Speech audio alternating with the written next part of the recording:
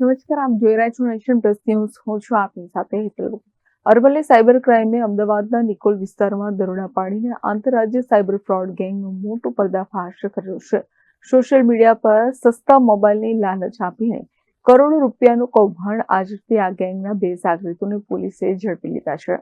કર્ણાટકથી અરવલ્લીના ભિલોડામાં માત્ર 2000 રૂપિયા ટ્રાન્સફર થયા હતા. આ શંકાસ્પદ ટ્રાન્ઝેક્શનની તપાસ કરતા પોલીસ કડી દર કડી જોડતી ગઈ અને 1.31 કરોડના મોટા ફ્રોડનો ખુલાસો થયો હતો. સાયબર ક્રાઇમે ઓપરેશન મ્યુલ એકાઉન્ટ હેઠળ કાર્યવાહી કરી અમદાવાદના નિકોલમાંથી રાજસ્થાનના 2 આરોપીઓને દબોચી લીધા છે. આ ગેંગ સોશિયલ મીડિયા પર સસ્તા ભાવે મોબાઈલ ફોન આપવાની લોભામણી જાહેરાતો આપતી હતી. લોકો જ્યારે ઓર્ડર આપે ત્યારે તેઓ મ્યુલ એકાઉન્ટમાં રૂપિયા મંગાવતા હતા. જે વ્યક્તિનું ખાતું હોય તેને કુલ રકમના 10% કમિશન આપવામાં આવતું હતું. Aravalli cyber cell cyber police સ્ટેશને મ્યુલ એકાઉન્ટની અમારી ઘણા સમય પહેલાં ઓપરેશન પણ ચાલુ હતું અને એની હજી તપાસો ઘણી બધી ચાલુ છે. એ સંદર્ભે એક ટ્રાન્ઝેક્શન જે ડાઉટફુલ હતું એ અમને 2000નું નાનું ટ્રાન્ઝેક્શન કર્ણાટકમાં થયેલું અને એમાંથી ભિલોડા ખાતે એક એકાઉન્ટમાં પૈસા આવેલા.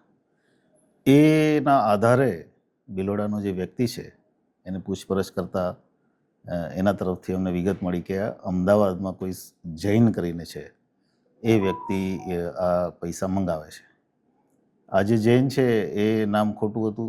ડિટેલમાં તપાસ કરતા આવો કોઈ વ્યક્તિ અઠવાડા અમદાવાદમાં હાજર ન હતો. સાયબરની ટીમ અમદાવાદ ગયા પછી એક ઘરમાં રેડ કરતા અમને 24 લાખ રૂપિયા, લગભગ 31 મોબાઈલ, કોમ્પ્યુટર, લેપટોપ, 21 જેટલી અલગ અલગ બેંકોની ચેકબુક અને 17 જેટલા એટીએમ કાર્ડ અમને મળ્યા છે અને નોટ કાઉન્ટિંગ મશીન પણ ત્યાંથી મળ્યું છે. એના આધારે જે મકાન જેનું હતું એની વધારે ડિટેલમાં પૂછપરછ કરતાં અમે 2 આરોપીની અત્યારે ધરપકડ કરી છે. એક છે દિનેશ માળી કરીને જે મૂળ રાજસ્થાનનો છે અને બીજો છે મહેન્દ્ર કુમાર દેવાસી.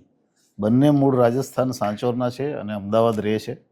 અને મૂળ એમની જે એમઓ છે એ કેમ કે એમના જે જગ્યાએ રેડ કરી ત્યાં અલગ અલગ મોબાઈલના કેટલા બધા બોક્સના રેક રાખેલા. એની એમો હિન્દીમાં ઇન્સ્ટાગ્રામ પોસ્ટ બનાવી અને ઓલ ઇન્ડિયામાં લોકોને સસ્તા ભાવે મોબાઈલ આપી અને એ મોબાઈલથી એનાથી ટ્રાન્ઝેક્શન પૈસા મેળવી, વિશ્વાસ કેળવવાનો, પછી પૈસા મેળવવાના અને પછી પોતાના મોબાઈલ બંધ કરી દેવાના. એ જે પૈસા મેળવવાના છે અલગ અલગ એકાઉન્ટ માટે થઈને આ ઉપયોગ થતો હતો. એટલે એક પ્રકારનો મોટો સાયબર ફ્રોડનો કેસ જે અમદાવાદમાં ચાલી રહ્યો હતો. 31 મોબાઈલ અલગ અલગ કામોમાં એણે ઉપયોગ કર્યા છે. એક પ્રકારનું કોલ સેન્ટર પણ ત્યાં ચાલુ હતું. આ બધી વિગતો સાથે અમે ગઈકાલે એમને કોર્ટમાં રજૂ કર્યા છે અને કોર્ટે અમને 7 દિવસના રિમાન્ડ આપ્યા છે. અત્યાર સુધી અમને જે વિગત મળી છે 1,31,00,000નો આ ફ્રોડ છે. પણ આ ફ્રોડ વધારે હોઈ શકે છે કેમ કે અધર સ્ટેટ્સમાં જ્યાં એણે આ ઇન્સ્ટાગ્રામ, કારણ કે પોતે હિન્દીમાં બધી રીલો બનાવે છે, એટલે જ્યાં ઇન્સ્ટાગ્રામ એકાઉન્ટ્સ અધર સ્ટેટ્સમાં જે ફ્રોડ કર્યા છે એ અમે સેન્ટ્રલ ડેટા સિસ્ટમ જે છે એમાં અત્યારે વેરીફાઈ કરવું પડશે અને એના માટે થઈને જ અમે રિમાન્ડમાં એનો ઇન્વેસ્ટિગેશન કરવાના છે. અત્યાર સુધી એના જે ઇન્ટ્રોગેશનમાં જેટલી વિગતો મળી છે એમાં કોઈ પણ લોકો જે સામાન્ય લોકો હોય, ખાસ કરીને નાની મોટી મજૂરી કરતા હોય, ચાની લારી ચલાવતા હોય અને એમને 10% આપી દેવાનું અને ત્યાર પછી બાકીના પૈસા પોતે લઈ લેવાના, આ પ્રકારની નિયમો હતી. કોઈને કોઈ રીતે વાયા ક્યાંક કોઈ નજીકમાં નોકરી કરતો હોય, કોઈ એનો ફ્રેન્ડ હોય, આખી સ્કીમ બનાવેલી MLM ટાઈપની કે તું 4 બીજા એકાઉન્ટ લઈ આવ તો અમે તને આમાં પણ કમિશન આપશું, એમ કરીને એણે આખું આ નેટવર્ક ઊભું કર્યું. પૈસા ઇન્વેસ્ટ હજી પ્રાથમિક છે અમારી પાસે વિગતો, પણ એને અમદાવાદમાં દુકાન લેવાનું પ્લાનિંગ હતું અને લગભગ 1.5 વર્ષથી આ પ્રકારના ધંધામાં એ ઇન્વોલ્વ છે.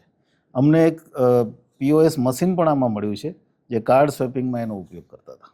અરવલ્લી સાયબર ક્રાઇમે આ સમગ્ર નેટવર્કને તોડી પાડવા માટે ઝીણવટભરી તપાસ હાથ ધરી છે. આ ગેંગના તાર અન્ય કેટલા રાજ્યો સાથે જોડાયેલા છે અને કેટલા નિર્દોષ લોકો તેના ભોગ બન્યા છે તે દિશામાં હવે તપાસ કરવામાં આવી રહી છે.